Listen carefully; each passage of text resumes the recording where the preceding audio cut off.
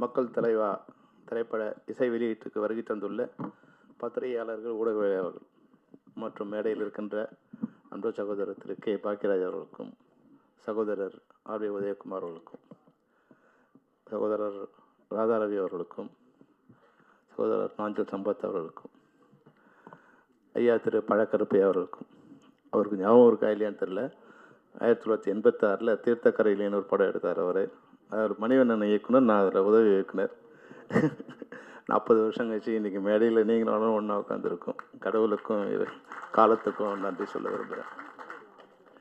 மற்றும் மேடையில் இருக்க அனைவருக்கும் பேரரசு, நந்தா பெரியசாமி, தீனா, இயக்குனர் எழில், பிருந்தா சாரதி, சகோதரர் ரங்கநாதன், என்னுடைய கதை வசனகர்த்தா, எழுத்தாளர் சங்க பொதுச் செயலர் லியாகத் அலிகானம் அனைவருக்கும் மற்றும் வருகை தந்துள்ள நண்பர்கள் அனைவருக்கும் என்னுடைய வணக்கம், மாலை வணக்கம், மதிய வணக்கம் சொல்லி கூப்பிட்டு வந்தார் ரவிமரியா.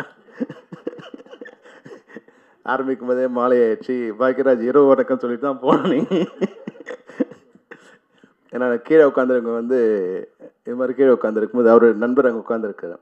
இவங்கெல்லாம் பேசி அப்புறம் கடைசியாக நீ பேசுறதுக்குள்ளே நைட் ஷோ முடிஞ்சிருந்தான்னு தான் நினச்சிட்டு கீழே உட்காந்துருப்பாங்க. அது மாதிரி இருக்கு. ஆனால் ஏன் இவ்வளோ பேர் திரண்டு வந்திருக்காங்கன்னா, அது ரவிமரியாவோட நட்பு தான். இந்த மேடையில் இவ்வளோ பேர் இருக்கிறது காரணம் ரவிமரியாவோட நட்பு தான். ரவிமரியா மிகச்சிறந்த ஒரு பண்பாளன், நல்ல நடிகன் மட்டும் இல்லை, மிகச்சிறந்த பண்பாளன், நட்புக்காக எதையும் செய்யக்கூடிய மிகச்சிறந்த மனிதன். ஏன் சொல்லனா, அவர் சினிமாவில் ஒன்றா பணம் கொடுக்குற மாதிரி நடிச்சிருக்கலாமே தவிர, உண்மையில் எல்லாருக்கும் உதவி பண்ணக்கூடிய ஒரு நல்ல மனசுடைய ஒரு நடிகன், நல்ல மனதுடைய இயக்குனர், நல்ல மனதுடைய படைப்பாளி.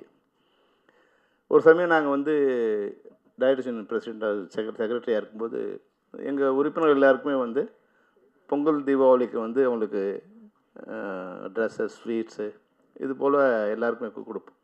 இப்போ யாராவது ஒருத்தரை நன்கொடையோ அது மாதிரி பண்ணி இது பண்ணிட்டுருவோம். ஒரு தடவை வெளியே யாரையும் கேட்க மாட்டான், நம்ம யாரையாவது ஒருத்தர் பண்ணலாம் அப்படின்போது நான் இவங்ககிட்ட சொன்னேன், ரவிமரியா கிட்ட, ரவி நீ எதாவது பண்ண முடியுமாண்ணா? சார் எவ்வளோ சார் பண்ணுவேன்? ஒரு 15 லட்ச ரூபா தேவைப்படுறான்னு. உடனே நான் பண்ணிடுறேன் சார். நான் சொன்னே, நீ பண்ணுறா, நாங்கள் ஏதோ ஒரு படத்துக்கு உன்னை ஹீரோவை போட்டால் இந்த படத்தை நான் வாங்கி தந்துடுறேன். நான் வாங்கி தரல, ஆனால் எந்தவித எதிர்பார்ப்பும் இல்லாமல் உடனே அன்னைக்கே அந்த பணத்தை கொடுத்தேன். பணம் கொடுத்தேன்னு கூட இது வரைக்கும் யாரும் சொல்லலை. அதனால் அது சினிமாவில் நடிக்கிறான், பணம் கொடுக்குறாம நடிக்கிறான்னு நினைக்காதீங்க. அது ஒன்றா திரையில் இருக்கலாம். ஆனால் தரையில் அவன் 15 லட்ச ரூபா வாங்கும்போதே, அதாவது 1 கோடி ரூபா வாங்கும்போது 10 லட்ச ரூபா பணம் கொடுக்கறது, உதவி பண்ணுறதுங்கிறது வேறு விஷயம். ஆனால் 10 லட்ச ரூபா பணம் வாங்கும்போதே 15 லட்ச ரூபாயை இயக்குனர் சங்க உறுப்பினர்களுக்காக நன்கொடையை கொடுத்தவர் இயக்குனர் ரவிமரியா. அந்த அளவுக்கு நட்பும் நல்ல மனசும் கொண்டவர். அவர் மக்கள் தலைவான்னு இன்னைக்கு ஒரு ஹீரோவாக வந்திருக்காரு. எவ்வளோ பயம் பாருங்கள். கதாநாயகன் சொல்லிவிடாதே, கதைக்கு நாயகன். ஏன்னா ஹீரோவா வில்லனா காமெடினா வண்டி ஓடிட்டு இருக்குது, யாரும் கெடுத்துடக்கூடாதுன்ற பயம். அந்த பயம் தேவையில்லைன்னு தான் நினைக்கிறேன். ஏன்னா இந்த சாங் பார்க்கும்போது உண்மையிலேயே மியூசிக் டைரக்டர் 2 சாங் தான் அங்கே பார்த்தோம். ஒரு நல்ல மியூசிக் டைரக்டர் வெளியே வரத்துக்கு உண்டான பிரசவிப்பதற்கான ஒரு நல்ல களமாக இந்த திரைப்படம் அமைஞ்சிருக்கு. துளசிராமனுக்கு வாழ்த்துக்கள். நிச்சயமாக நீங்கள் ஒரு நல்ல மியூசிக் டைரக்டராக வருவீங்க. அந்த இது தெரியுது உங்களுக்கு பார்க்கும்போது. அதுபோல் என் ட்ரெய்லர் ஏன் போடலன்னு கேட்டேன். இல்லை, சென்சார் பண்ணேன். பொதுவாக பிரிவு தேட்டரில் போடும்போது யாரும் சென்சார் பண்ணுறதில்ல. அது கொஞ்சம் பார்க்கும்போது இது ஒரு வில்லங்கமாக இருக்குன்னு நினச்சா கொஞ்சம் பிரிவு தேட்டரில் பயப்படுவாங்க. அப்போது பிரிவு தேட்டரில் பயப்படுற அளவுக்கு அந்த படம் இருக்குது அப்படின்னு தெரியுது. அதனால் பரவாயில்ல ரவி, நீங்கள் நாளைக்கு தலையாகவும் பயப்பட வேண்டியதாக இருக்குது, மக்கள் தலையாகவும் பயப்பட வேண்டியதாக இருக்குது.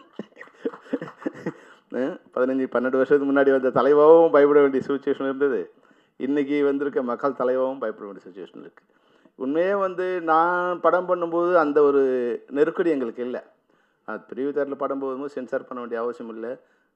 மக்களாட்சி படம் எடுக்கும்போதெல்லாம் நீங்கள் அன்னைக்கு அது மிகப்பெரிய ஒரு கான்ட்ரவர்ஷியலான படம். அந்த படம் எடுக்கும்போது எனக்கு எந்த விதமான பயமும் அச்சமும் இல்லை. ஏன்னா ஒரு உண்மையாகவே கொஞ்சம் சுதந்திரம் இருந்த மாதிரி நான் உணர்றேன்.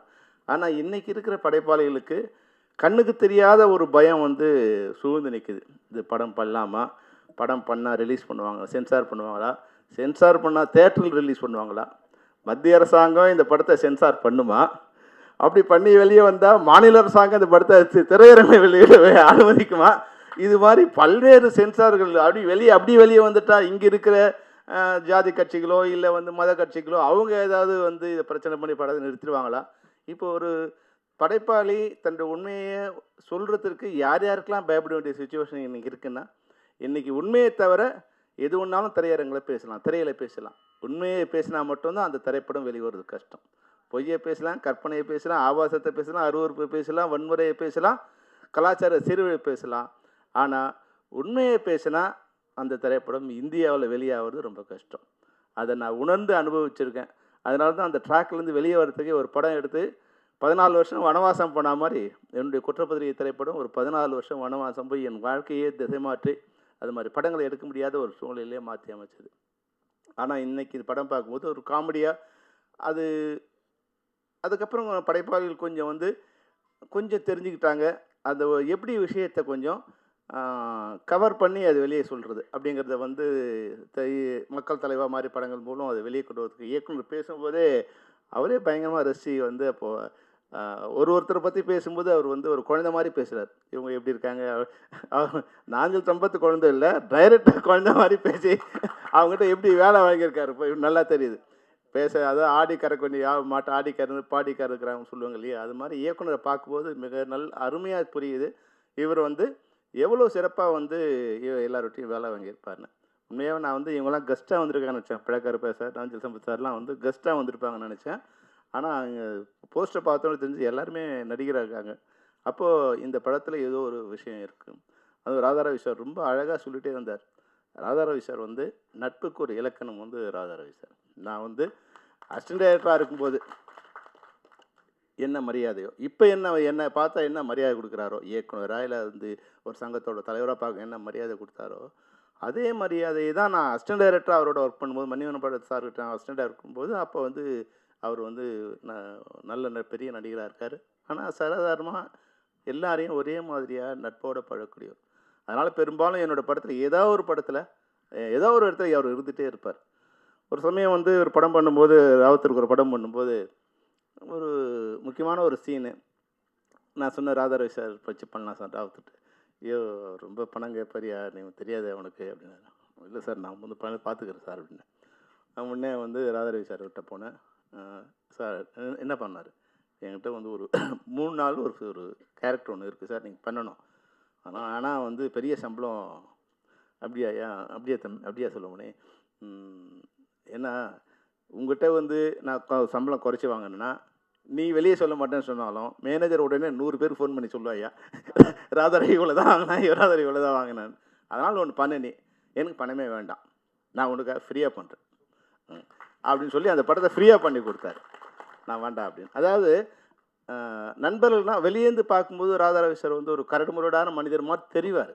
எப்படி நாஞ்சில் சம்பத்தை பற்றி நம்ம டைரக்டர் சொன்னாரோ அது மாதிரி ரவி சார் கூட வந்து வெளியேந்து பார்க்கும்போது ரொம்ப கரடான ஒரு ஆள் மாதிரி தெரியும். ஆனால் நீங்கள் பழகிட்டீங்கன்னா அந்த நட்புக்காக நீங்கள் என்னவாக இருந்தாலும் உங்கள் கூட பக்கத்தில் நிற்பார்.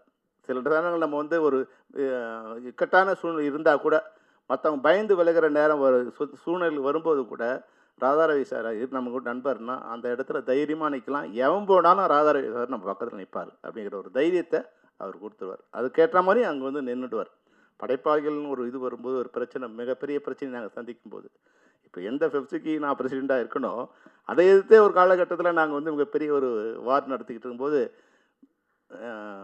ரொம்ப இக்கட்டான சூழ்நிலை கட்டின லுங்கியோடு வந்து அங்கே நின்றுட்டார். காலைல வந்து 5:30 மணிக்கெலாம் வந்து கட்டின லுங்கியோடு அங்கே வந்து ஆண்டா தேட்டரில் வந்து நின்று என்ன பிரச்சனை நான் அவங்க கூட நிற்கிறேன். அதுபோல் அன்னைக்கும் சரி இன்றைக்கும் சரி என்றைக்கும் நண்பர்களுக்கு உதவுவதில் எந்தவித எதிர்பார்ப்பும் இல்லாத ஒரு மனிதர் வந்து ராதாரவி. அது மட்டும் இல்லை, இந்த படத்தை பற்றி ரொம்ப அழகாக படத்தை பற்றியும் கேமராமேன் பற்றியும் ரொம்ப பிரமாதமாக சொல்லிட்டே இருந்தார். கார்த்திக் வந்து சின்ன தயாரிப்பாளரோட ஒரு சூப்பர் ஸ்டார் கேமராமேன் கார்த்திக்கு. அவ்வளோ அழகாக என்ன இருக்கோ அதில் வந்து மிகச்சிறப்பாக படம் பண்ணக்கூடிய. அப்போது ஒரு டெக்னீஷியனை பற்றி அது வெளியே இப்போ இவங்களாம் சொன்னால் தான் தெரியும். இப்போ கார்த்திக் யாருன்னு எனக்கு தெரியாது. கார்த்திகை பற்றி வர்றதுக்கு முன்னாடியே பிரபலியமாக இருக்கிற நடிகர்கள் வந்து சொல்லும்போது நிச்சயமாக அவங்களுக்கு அவங்க வாழ்க்கையில் ஒரு வெளிச்சம் கிடச்சிரும். அதுபோல் கார்த்திகை பற்றி ரொம்ப அழகாக சொல்லிட்டு இருந்தார். இந்த படம் மக்கள் தலைவா அது மட்டும் இல்லை, கீழே வந்து பாருங்கள் ஃபார் சேல் இருக்குது. இது அது புரிஞ்சவங்களுக்கு தெரியும் அது என்ன, அதனோட மீனிங் என்னன்னு. அது போடுறதுக்கு, அது யோசிக்கிறதுக்கு ஒரு தைரியம் வேணும், அதை போடுறதுக்கு ஒரு தைரியம் வேணும். நிச்சயமாக நம்ம யாரையும் வந்து அரசியலில் வந்து யாரும் குறை சொல்ல போகிறதில்ல. சில நேரங்களில் விமர்சனங்கள் வந்து வைக்கிறது என்னென்னா, அந்த விமர்சனங்களுக்கு பாட்டிலுக்கு 10 ரூபாங்கிறது வந்து பல பேர் சொல்லிகிட்டே இருந்தாங்க. ஆனால் நிச்சயமாக திரையில் வந்து அது வரும்போது நல்ல வேளை இவர் சொன்னார் வந்து ஃபார்ச்சுனேட்டாக வந்து பேரரசு பண்ணார். நான் என்ன நினைக்கிறேன்னா அன்ஃபார்ச்சுனேட்டாக பேரரசு பண்ணியிருக்காரு. ஒரு வேளை பண்ணாமல் இருந்தாலும் அவர் இன்றைக்கி ஒரு மினிஸ்டராக கூட இருந்திருக்கக்கூடிய வாய்ப்பு வருவது. நிச்சயமாக அந்த வாய்ப்பை வந்து ஏன்னா அவர் தான் வந்து என்ன தம்பி விஜய் வந்து வச்சு அன்றைக்கி சிஎம் வார்த்துக்கு எலெக்ஷன் பாட்டு ஒன்று சிவகாசியில் போட்டு நிச்சயமாக அந்த பாட்டு தான் வந்து சாலை முழுக்க அந்த பாட்டு தான் போட்டு இருந்தாங்க. அவர் ஒரு வேளை வந்து எலெக்ஷன் முன்னாடி இந்த சீனை கட் பண்ணி அந்த சீனை நடிச்சிருந்தாருன்னா எங்களுக்கு மினிஸ்டராக கூட இருந்தக்கூடிய வாய்ப்பு இருந்திருக்கும். அந்தளவுக்கு நெருக்கமான ஒருத்தர். அவருடைய பாடல்கள் பிரபலியமானது. அவர் இதில் நடிச்சிருக்காரு. அதுபோல் எல்லாமே நண்பர்கள் நடிச்சிருக்காங்க. இந்த பாடல் வந்து நிச்சயமாக படம் பார்க்கும்போது, அந்த ஸ்க்ரீனை பார்க்கும்போது, இயக்குனரோட பேச்சை பார்க்கும்போது, நாங்கள் ட்ரெய்லர் பார்க்கல, ஆனாலும் வந்து ட்ரெய்லர் போல் இயக்குனரோட கன்னி பேச்சு வந்து இந்த படம் எவ்வளோ சிறப்பாக நகைச்சுவையாக வரும். அதே நேரத்தில் நம்ம ரவிமரியாவோட பாட்டு பார்க்கும்போது கொஞ்சம் காமெடியாக தான் இருந்தது. அவர் வந்து ஹீரோயினோட டான்ஸ் ஆடுற மூவ்மெண்ட் இடுப்பை வளைச்சி ஆடும்போது அவர் கொஞ்சம் இடுப்பு வளையாது அவனுக்கு. நான் ஏன்னா அந்த முதல் ஷாட் வரும்போது அந்த சட்டை வெளியே தூங்கிட்டு இருக்கும்போது ஏதோ பை மிஸ்டேக்கில் வந்து சரியாக இன் பண்ணாமல் வந்து ஆடுறான் போது நான் நினச்சிக்கிட்டு இருந்தேன். ஆனால் படம் முழுக்க வரும்போது அதை மெயின்டைன் பண்ணிட்டு இருக்கும். ஓஹோ, இது ஸ்டைல் போகுது. இப்போ நம்ம கொஞ்சம் வயசானவன் அந்த ஜென்த்ரிக்கு ஏதாவது நமக்கு தெரியல, அவன் அது போல் ஆயிருக்காங்கன்னு தெரிஞ்சுது. அதை மெயின்டைன் பண்ணக்கூடிய அதாவது வந்து ரவிமரியாவோட ப்ளஸ் என்னென்னா, கரண்ட்டை அவர் வந்து நானும் அவரும் சேர்ந்து ஒரு படம் மாட்டதாக இருந்தது. அதுக்கு ஒன்று முயற்சி பண்ணப்போ அப்போ தான் எனக்கு ரவிமரியா வந்து நண்பனாக எனக்கு நிறைய தெரியும். ஆனால் ஒரு கிரியேட்டராக வந்து ரவிமரியா எப்படின்னா, அவரோட ப்ளஸ்ஸே வந்து அப்டேட்டில் இன்றைக்கி மார்க்கெட்டில் இன்றைக்கி இளைஞர்கள்கிட்ட இன்றைக்கி என்ன ப்ளஸ் இருக்கோ அதை வந்து கரண்ட்டில் சொல்லக்கூடிய, கரண்ட்டில் பேசக்கூடிய, அதை பற்றி சிந்திக்கக்கூடிய, அதை பற்றி விரிவாக சொல்லக்கூடிய ஒரு அறிவாற்றல் முடிந்த ஒரு படைப்பாளி வந்து ரவிமரியா. வெளியே வந்து காமெடியன் மாதிரி தெரியும். ஆனால் அவரோட அறிவு வந்து எல்லாரை விட வந்து அரசியல் ஞானம், அரசியல் அறிவும், அதை பற்றியான விழிப்புணர்வு. ஏன்னா அது படித்ததே அந்த அளவு இது சோஷியல் சயின்ஸ் தான் படிச்சிருக்காங்க. அதனால் வந்து சமூகத்தை பற்றியான ஒரு மிகச்சிறந்த அறிவு இருக்குது. அதை இந்த படத்தில் வந்து காமெடியாக வெளியே கொண்டு வந்திருக்கா நான் நினைக்கிறேன். அவர் என்னுடைய மிகச்சிறந்த நண்பர். எனக்கு நெருங்கிய நண்பர் வட்டாரத்தில் ஒரு 10 பேர் இருக்காங்கன்னா, அந்த 10 பேரில் வந்து ஒரு முக்கியமான ஆள் வந்து ரவிமரியா. என்ன என்னோடய பிரச்சனை என்னவாக இருந்தாலும், எனக்கு எப்போ தேவைப்பட்டாலும், எங்கே இருந்தாலும் அந்த நேரத்தில் வந்து அவர் நிற்கக்கூடிய நண்பர். அதனால் அது நான் மட்டும் இல்லை, நீங்கள் மேடையை பார்த்தா தெரியும். இன்னும் நிறைய பேர் வந்து அவர் விட்டுருக்கலாம். அவர் நினச்சிருந்தாருன்னா கீழே இருக்கிற அளவுக்கு வந்து இந்த அரங்கை ஃபில் பண்ணக்கூடிய அளவுக்கு அவருக்கு நண்பர்கள் திரைத்துறையில் இருக்குது. எல்லாரும் அவருக்கு நண்பர்கள் தான். அவங்க இன்றைக்கி வந்திருப்பாங்க. அவரோட நட்புக்கு, அவரோட மனசுக்கு, இந்த யூனிட்டோட கவிதாலயா சரவணனுக்கு நான் வந்து இந்த இந்த சில்லு பார்க்கும்போது ரவி சார் சொன்னேன், சார் உங்களை பார்த்தா கே பாலச்சந்திரன் மாதிரியே இருக்குது சார் அப்படின்னு சொன்னேன். அப்படியே அப்படின்னு சிரிச்சார். அப்புறம் கவிதாலயா சரவணன். கவிதாலயாங்கிறது தமிழ் திரையுலகத்தில் மிகப்பெரிய புரட்சிகரமான சின்ன படங்களை கொண்டு வந்த ஒரு நிறுவனம். ஒருவேளை கவிதாலயா ஒர்க் பண்ணிங்களான்னு கேட்டேன். இல்லை சார், என்னோடய ஒய்ஃப் பேர் கவிதா. அது நான் முன்னாடி 20 வருஷத்துக்கு முன்னாடியே கவிதாலயா சரவணன் பேர் வச்சுக்கிட்டு இருந்தார். அதனால் ஏதோ ஒரு வகையில் அது நல்ல திரைப்படங்கள் கொடுத்து அந்த கவிதாலயா பேர் சரவணன்கிட்ட ஜாயின் பண்ணியிருக்கு. அதனால் தயாரிப்பாளராக அவர் நிச்சயமாக வெற்றி பெறுவார். அனைவருக்கும் மக்கள் தலைவாவில் பணிபுரிந்த அனைத்து டெக்னீஷியன்ஸுக்கும், நடிகர்களுக்கும், தயாரிப்பாளருக்கும், பெப்சி சார்பிலையும் இயக்குனர் சங்கத்தின் சார்பிலும் என்னுடைய மனமார்ந்த வாழ்த்துக்களை தெரிவித்துக் கொள்கிறேன். வெல்க மக்கள் தலைவர். நன்றி, வணக்கம். பத்திரிகை ஊடக நண்பர்களுக்கும் மேடையில் இருக்கும் ஜாம்பவர்களுக்கும் வணக்கம். நான் இங்கே வந்ததே ரவிமரியாக்காக தான். இந்த யூனிட்டை பற்றி எதுவுமே தெரியாது. ஆனால் இங்கே வந்தோடனே டைரக்டர் பேசுனதை கேட்டோன்னே ரொம்ப ஆர்வமாக இருந்தது. அவர் மண்டையிலேருந்து பேசலை, இதயத்துலேருந்து மனசுலேருந்து பேசுகிறாரு. அவர் மனசுக்காகவே இந்த படம் மாபெரும் வெற்றி அடைன்னு தெரியுது. கைத்தட்டுங்க. அவரை பற்றி தானே பேசுகிறோம். உங்கள் எல்லாருக்கும் எத்தனை பேருக்கு தெரியும்னு தெரியல, ரவி மரியா அப்படின்ற பேர் வந்து மரியா அவரோட மனைவி பேர். வந்திருக்காங்களா? மனைவி மேலே அவ்வளவு நேசமும் பாசமும் கொண்டவர், குடும்பத்தை அவ்வளோ அழகாக நேசிப்பவர். அவரோட வெற்றி வந்து அவர் மனைவியை மதித்த அந்த மரியாதையில் தான் தொடங்குச்சு நான் நினைக்கிறேன். ரவியாக இருந்தவர் ரவி மரியா மாறின காலத்துலேருந்து எனக்கு தெரியும். இங்கே கூட்டத்தில் ஒரு 500 பேர் இருந்தாங்கன்னா 500 பேரும் 100% வாழ்த்தக்கூடிய சினிமாவில் இருக்கக்கூடிய ஒரே நபர் எனக்கு தெரிஞ்சு ரவி மரியா தான் நினைக்கிறேன். பாகுபாடு இல்லாத எல்லா மனிதர்களையும் சமமாக நடத்தக்கூடிய பேரறம் இருக்குது ரவி மரியாகிட்ட. அவர் ஒரு படத்தில் வந்து நான் திருநங்கையாக நடிக்க வச்சேன். நீங்களாம் ஆச்சரியமாக இருக்கும், இவ்வளோ பெரிய முரட்டு மனுஷன் எப்படி திருநங்கையாக நடித்தார். மீசையில் எடுத்தார், மொத்த உடம்புல எத்தனை முடியையும் வலிச்சுட்டு படத்தில் வந்து ஒரு பரதநாட்டியம் ஆடிக்கிட்டே வந்து ஃபைட் பண்ணுற மாதிரி சீக்வன்ஸ் இருக்கும். அதுக்காக பரதம்லாம் போய் கற்றுட்டு வந்து நடித்தார். இந்த மாதிரி அவரை பற்றி நிறைய டெடிக்கேஷனான விஷயங்கள், அவருடைய ஈடுபாடு, அர்ப்பணிப்புலாம் நம்ம எல்லாருக்குமே தெரியும்.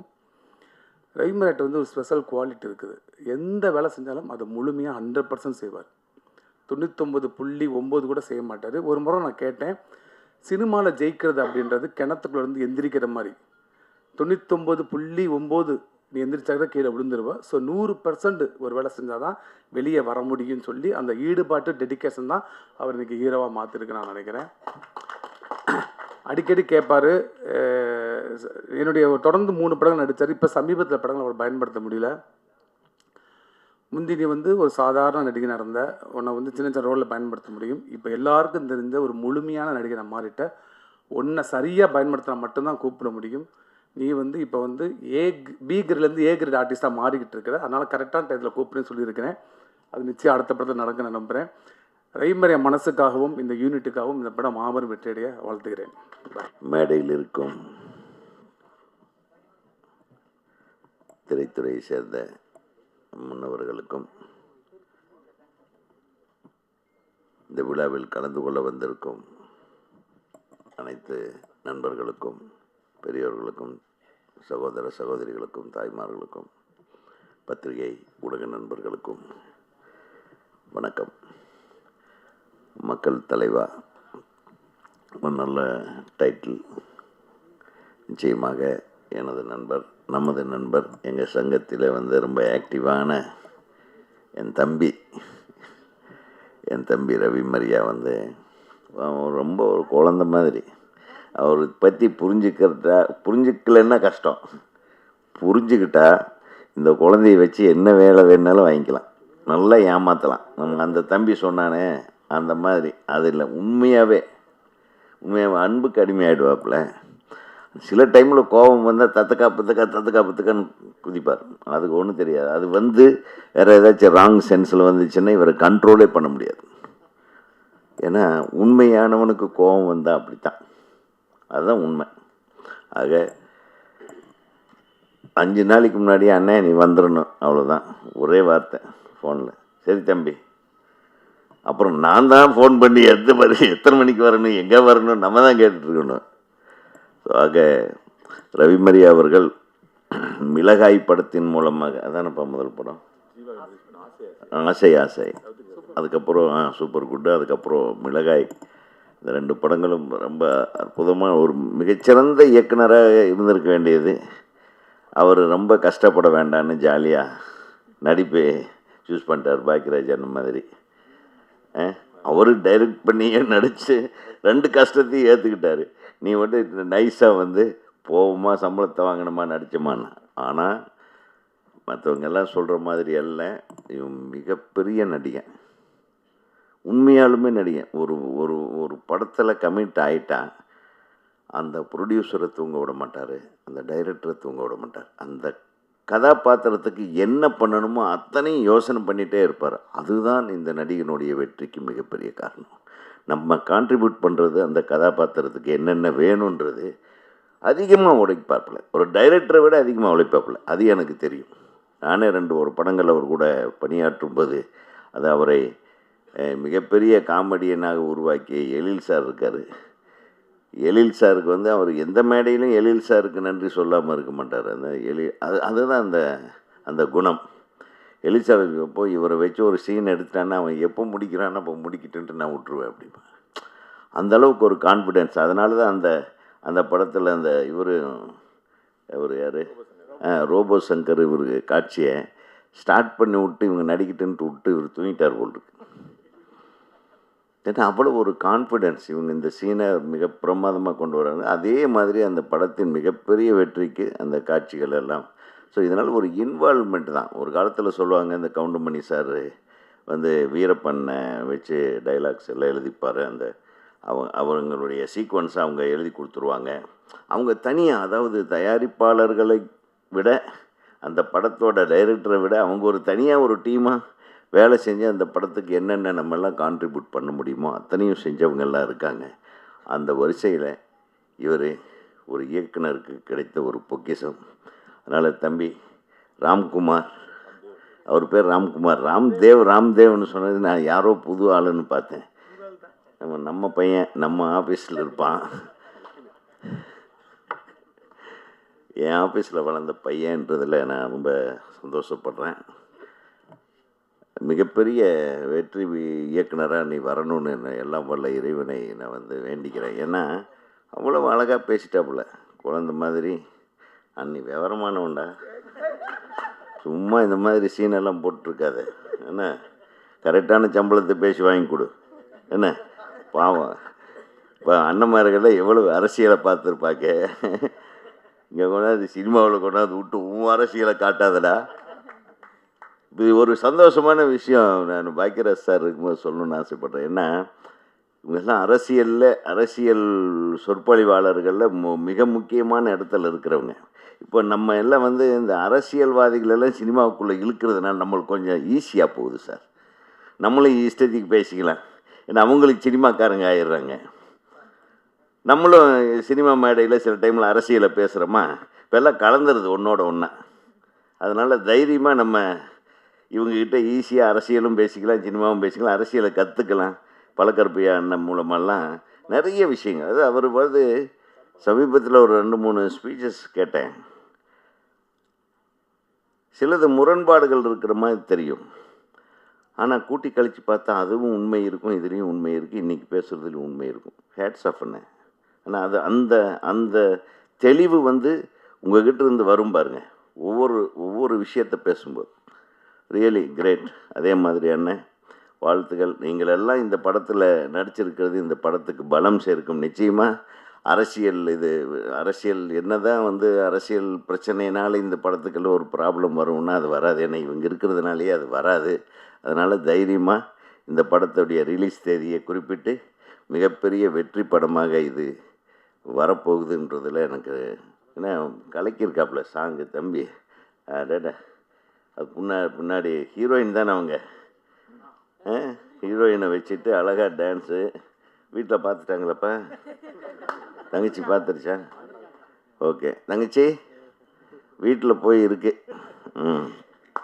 அதே மாதிரி தயாரிப்பாளர் பார்த்திங்கன்னா அது கவிதாலயா சரவணன். அவரும் பேர்லேயே மிஸ்ஸஸோடு சேர்த்து வச்சுருக்காரு, நீங்கள் பேர்லேயே மிஸ்ஸஸோடு சேர்த்து வச்சுருக்கீங்க. அதனால் இதுக்கு எல்லாமே குடும்பத்துக்கு அடிமைப்பட்டவர்கள்.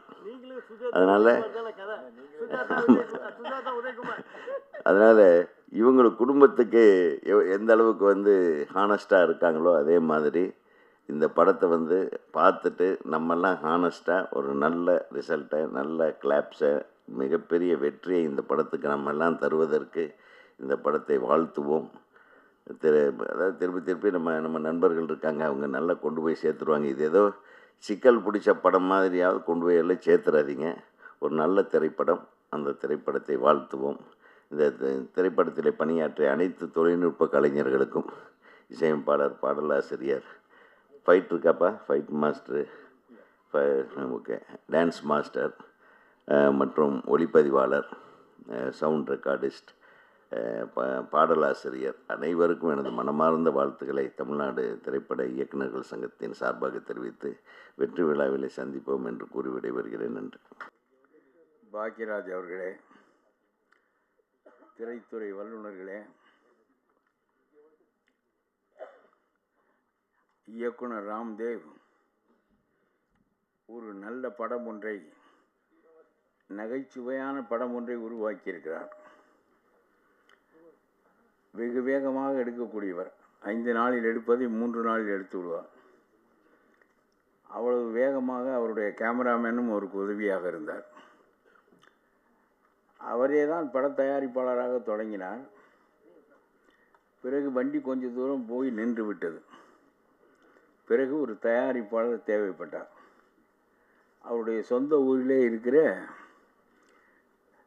கவிதாலயா சரவணனை அவர் எப்படி மடக்கினார் என்பதிலே தான் அவருடைய மாபெரும் திறமை இருக்கிறது. அவருடைய வீட்டிலேயே எடுத்தார். அவரையும் ஒரு கதாபாத்திரமாக்கினார். அவரையும் இந்த கதையில் ஈடுபட வைத்தார்.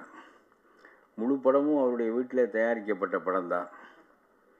இந்த படத்தின் மூலம் கவிதாலயா சரவணனின் நட்பு எனக்கு ஏற்பட்டது என்பது ரொம்ப தகுதி வாய்ந்த பெரிய மனிதர். அவர் ஏதோ கிராமத்திலிருந்து இரட்டை மாட்டு வண்டியில் வந்தது போல் அவர் சொல்லி கொண்டாரே தவிர அவர் பெரிய செல்வர். அதனாலே பரவாயில்லப்பா, உனக்கு உதவி செய்கிறேன், 2 தடவை நான் அமெரிக்காவுக்கு போயிட்டு வர்ற செலவு வந்தால் அந்த செலவு திரும்பி வந்துடுதுன்னு வச்சுக்கிறேன்னு சொல்லி ரொம்ப தைரியமாக இந்த படத்திற்கு அவர் உதவி செய்ய முன் வந்தார். ஆகவே இடையிலே தயாரிப்பாளராக வந்து இந்த தயாரிப்பை முழுமைப்படுத்தி இப்பொழுது இந்த படம் வெளிவருகின்ற அளவிற்கு அதை கொண்டு செல்கின்ற ஒரு ஆற்றலான மனிதரை இவர் பெற்றது தான் இவருடைய திரை வாழ்வினுடைய மிகப்பெரிய சிறப்பு என்று நான் சொல்லுவேன். நன்றாக நகைச்சுவையாக கதை சொல்லுகின்ற ஆற்றல் ராம்தேவ் உண்டு. ரவி மரியாவை பற்றி எல்லாரும் சொன்னார்கள். அவருடைய ஒரு இயக்குனராக இருந்து நடிகராக வந்து எல்லாருமே அவரை பற்றி பேசிவிட்டார்கள். அப்படி அந்த பேச்சுக்கு உரியவர் தான் அவர். ராம்தேவ் இந்த காட்சிகளை ரொம்ப நகைச்சுவையாக அமைத்திருக்கிறார்.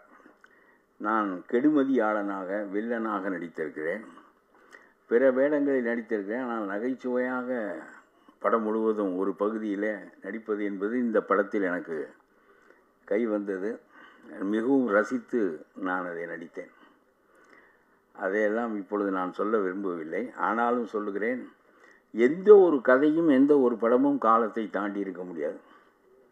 ஹரிதாஸ் வந்த உலகத்தில் மாற்றம் விரும்புகின்ற போது பராசக்தி வருகிறது. இப்படி எந்த ஒன்றும் காலத்தை தாண்டி எவனாலும் கதை சொல்ல முடியாது. காலத்திற்கு உட்பட்டு காலத்தை வாங்கி கொண்டு கதை சொல்லுகிறவன் வென்று விடுவான். பாக்யராஜ் ஒரு சிறந்த கதையாசிரியர். அது ரொம்ப காலத்தையும் சமூகத்தையும் உள்வாங்கி கொள்ளுகிற ஆற்றல் நமக்கு இருந்து அதை கலை வடிவத்தில் வெளிப்படுத்துகின்ற போது அது மிகப்பெரிய வெற்றியை பெறும். மகாபாரதங்கள் ஏன் மீண்டும் மீண்டும் எழுதப்படுவதில்லை என்று நான் நினைப்பேன். மகாபாரதத்தில் உள்ள தர்மபுத்திரனை உருவாக்க பாரதி ராஜா அல்லது நம்முடைய இந்த இயக்குனர்கள்லாம் போதாது, அதுக்கு வியாச முனிவர் வேண்டும். ஒரு தர்மபுத்திரனை அந்த பாத்திரத்தை வடிவமைப்பதற்கு அவன் என்னென்ன சிறப்புகளையுடைய பாத்திரமாக வடிவமைக்கப்பட்டானோ 3000 ஆண்டுகளாக அவனுக்கு நிகரான இன்னொரு பாத்திரத்தை வாழ்க்கையிலும் சந்திக்கவில்லை, நாம் இதிகாசங்களிலும் சந்திக்கவில்லை. அவனை படைப்பதற்கு அவனை விட ஆற்றல் வாய்ந்த கதை தலைவன் வேண்டும். அதனாலே தர்மபுத்திரனை வியாசனை தவிர வேறு யாரும் படைக்க முடியாது. அதே மாதிரி சொல்லுகிறேன், நான் படித்த கதைகளிலேயே ரொம்ப சிறந்த கதை ரீசரக்ஷன். அதை டால்ஸ்டாய் எழுதினார். டால்ஸ்டாய் காந்திக்கே முன்னோடிய அந்த ரீசரக்ஷன் கதையை எத்தனையோ முறை நான் படித்திருக்கிறேன். இப்படி ஒரு கதை தலைவனை எப்படி ஒரு கதாசிரியனால் உருவாக்க முடிந்தது என்று நாம் எண்ணி பார்த்தால் அந்த கதாசிரியனே டால்ஸ்டாய் தான். அதனாலே தான் டால்ஸ்டாய் போன்ற ஒரு மிகச்சிறந்த கதை தலைவனை அந்த ரீசரக்ஷன் பெற முடிந்தது. ஆகவே தன் காலத்தில் நம்முடைய காலத்தின் சரிவை, அரசியலின் சரிவை, இழிவை வெளிப்படுத்துகின்ற படமாக இந்த படம் அமைந்திருக்கிறது. எங்கேயோ தொடங்கி ஒரு சுதந்திர போராட்டத்தில் புடம் போட்டு வந்த தலைவர்கள் நாடு ஆளுகின்ற தன்மை வேறு. அவர்கள் அரசியல் என்பது அதிகாரம் என்று கருதி வளர்ந்தவர்கள் இல்லை. அரசியல் என்பது தொண்டு, அரசியல் என்பது தியாகம், அரசியல் என்பது நேர்மை என்று ஒரு 30 ஆண்டு காலம் சிறைகளிலே வாழ்ந்து நெறிப்படுத்தப்பட்டு பிறகு ஆட்சி தலைவனாக வருகிறவர்கள். அதற்கு பிறகும் கூட கொள்கை சார்ந்த இயக்கங்கள் இந்த மண்ணிலே வளர்ந்தன. அந்த கொள்கையோடு ஊறி பிறகு அந்த தலைவர்கள் மேன்மையடைகிறார்கள். அப்புறம் ஒன்றுமில்லாமல் அதிகாரம் என்பது அதிகாரத்திற்காக, அது சுவைப்பதற்காக, பெருமைக்காக என்ற நிலை வந்துவிட்ட பிறகு அரசியலில் இந்த வீழ்ச்சி ஏற்பட்டே தீரும். அந்த வீழ்ச்சி ஏற்பட்டது. ஆனால் தமிழ் சமுதாயம் ரொம்பவும் முதிர்ச்சி அடைந்த சமுதாயம். ஆகவே இதிலிருந்து மீட்பதற்குத்தான் இவர்களெல்லாம் கதை எழுதுகிறார்கள். இது மோசமாக இருக்கிறது என்று சொல்வதற்காக இல்லை, மோசமாக இருக்கிறது, தமிழ் சமூகம் இதிலிருந்து மீள வேண்டும் என்பதற்காகத்தான் இவர்கள் கதை எழுதுகிறார்கள். அவருடைய படம் அப்படித்தான் அமைந்திருக்கிறது. மக்கள் தலைவா ஃபார் சேல் என்பது மக்களுக்கு தலைவனாக இருக்கின்றவன் மக்களை வழிநடத்துகின்றவனாக இருக்க வேண்டும், விற்பனைக்குரியவனாக இருக்கக்கூடாது என்கின்ற செய்தியை மிக சிறப்பாக நம்முடைய ராம்தேவ் சொல்லியிருக்கிறார். ஆகவே அவரை நான் பாராட்டுகிறேன். கதை தலைவன் என்று சொல்வதற்கு இவ்வளவு வெட்கப்பட வேண்டாம். நம்முடைய கதை தலைவர் வெற்றி பெற்று விட்டால் நீங்கள் பெரிய தலைவராகி விடுவீர்கள். வெற்றி சார்ந்தது தான் நம்முடைய வாழ்க்கையை தவிர. ஆகவே அது ஒன்றும் பெரிய செய்தி இல்லை. இந்த படத்தை கடைசி வரையிலும் கொண்டு செலுத்தக்கூடிய ஆற்றல் வாய்ந்த தயாரிப்பாளர் உங்களுக்கு கிடைத்து விட்டார். கடைசி கிராமம் வரையிலும் இந்த படத்தை அவர் கொண்டு செலுத்துவார். அது அவருக்கு ஒரு பெரிய சுமை இல்லை. கழுதையே குதிரை போல் ஓட்டுகின்ற ஆற்றல் உடையவர் நம்முடைய கவிதாலயா சரவணன். ஆகவே ஒரு குதிரை கிடைத்தால் அதை பஞ்ச கல்யாணி குதிரையாக ஆக்குவார் என்ற எண்ணம் எனக்கு உண்டு, நம்பிக்கை உண்டு. பல தொழில்கள் செய்து வெற்றியடைந்த அந்த மனிதரை திரைத்துறைக்குள் இழுத்து இப்பொழுது அடுத்த படம் என்ன எடுக்கலாம் என்று சிந்தித்து கொண்டிருக்கின்ற அளவுக்கு அவரை கொண்டு வந்து விட்டீர்கள் என்று சொன்னால் அது ஒரு பெரிய மாறுதல் தான். பணம் வைத்திருப்பவர்கள் வருவது தான் நல்லது. அவனும் கடனை வாங்கி நம்மையும் மாரடித்து கடைசியில் கிடந்து எல்லாரும் நடுரோட்டில் நிற்பதற்கு பதிலாக செல்வமுள்ள மனிதர்கள் கையில் இந்த சினிமா வந்து சேருவது நல்லது என்று சொல்லி, மக்கள் தலைவன் he should not be for sale, he should lead the people, he is to lead the people என்று சொல்லி ஒரு பெரிய கருத்தை, மூட நம்பிக்கைகள் மிகுந்த காலத்தில் பராசக்தி என்பது அதை கொளுத்துவதற்காக வந்தது போல, அரசியல் என்பது கீழ்மை நிலையை அடைந்துவிட்ட நிலையில் அதை மேன்மை நிலைக்கு தூக்குவதற்காக இந்த படத்தை எடுத்த இயக்கிய ராம்தேவுக்கு என்னுடைய பாராட்டுக்களை தெரிவித்து விடைபெறுகிறேன்.